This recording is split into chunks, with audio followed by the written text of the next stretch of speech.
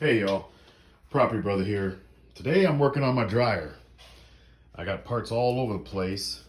I didn't record how I got to this point, but there's a couple of plugs, a lot of screws, and a lot of cursing. So I left that part out. When I ran my dryer, I noticed that it would speed up and slow down, speed up and slow down. So what I did was I disconnected the drive belt. There's the tensioner, that yellow wheel. I disconnected the drive belt, ran the dryer under no load, and the motor, which is right there, I could just hear it.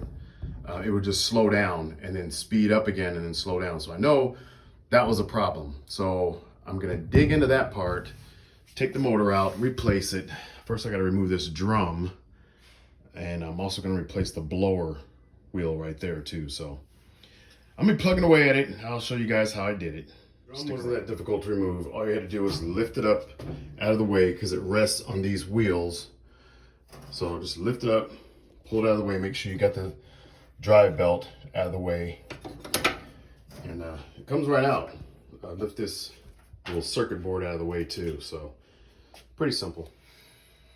All right, we unplugged the motor here. Took the tensioner off. We took this clamp. There's a clamp here that holds the motor down. And since I'm replacing the whole blower, motor, and assembly, I'm not going to disconnect the motor from the blower, because the motor, it actually runs, spins the drum, and also blows hot air through the drum as well. So, and you can hear when I spin this, that doesn't sound right anyway. So we're just gonna finish unhooking this, take the whole assembly out. There's 2 screws in the front here, and the whole thing should lift right out of there. I only have one hand, so I'm gonna shut it off and come back. Easy peasy. So I got the whole motor and blower assembly out. I'm just gonna clean up around here a little bit, and then get my new blower and motor installed.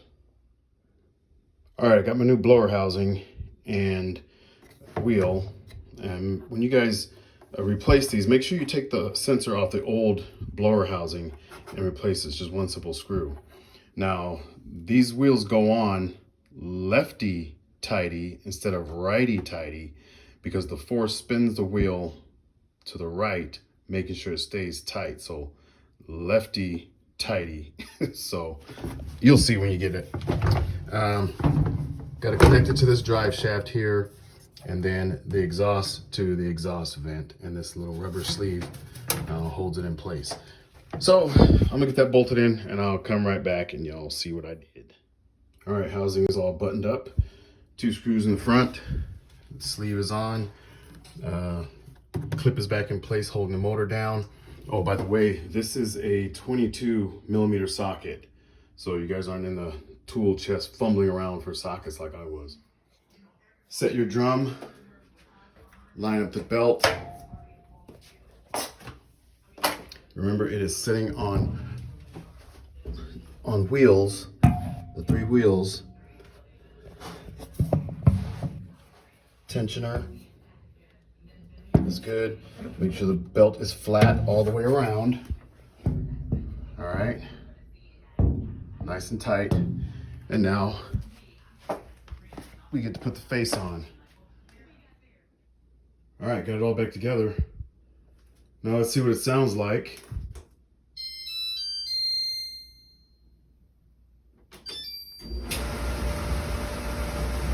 Wow.